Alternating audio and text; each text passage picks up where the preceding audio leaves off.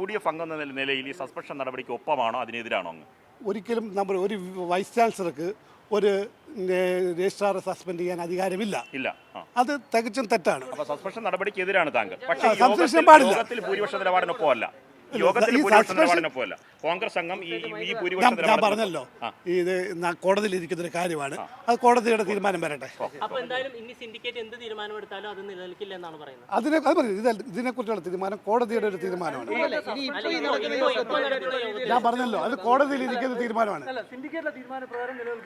അത് ഞാൻ പറയാം, കോടതിയുടെ ഒരു തീരുമാനമാണ്. ആ കോടതി തീരുമാനം.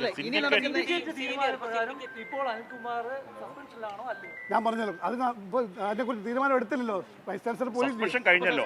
നടന്നു. അതിപ്പോൾ ആൾറെഡി അനിൽകുമാർ സാർ കോടതി കേസ് കൊടുത്തിരിക്കുകയാണ്.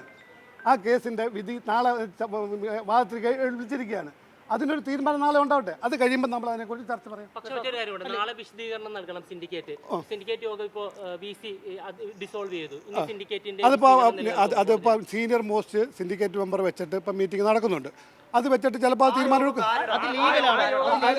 അതിനെക്കുറിച്ച്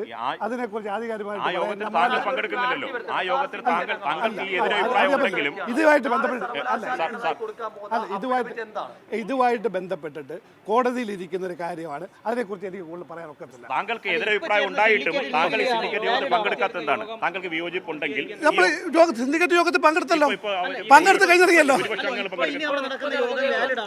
ഞാൻ പറഞ്ഞല്ലോ, അത് ഞാൻ പറഞ്ഞു, നാളെ അത് കോടതി തീരുമാനം. ഞാൻ പറഞ്ഞല്ലോ,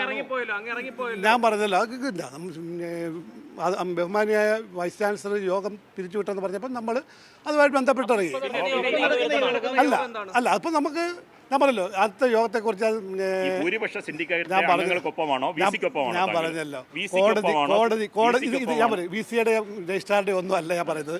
കോടതിയിൽ ഇരിക്കുന്ന ഒരു കാര്യത്തിനകത്ത് അത് കോടതിക്കൊപ്പമാണ്. കോടതി പറയുന്നത്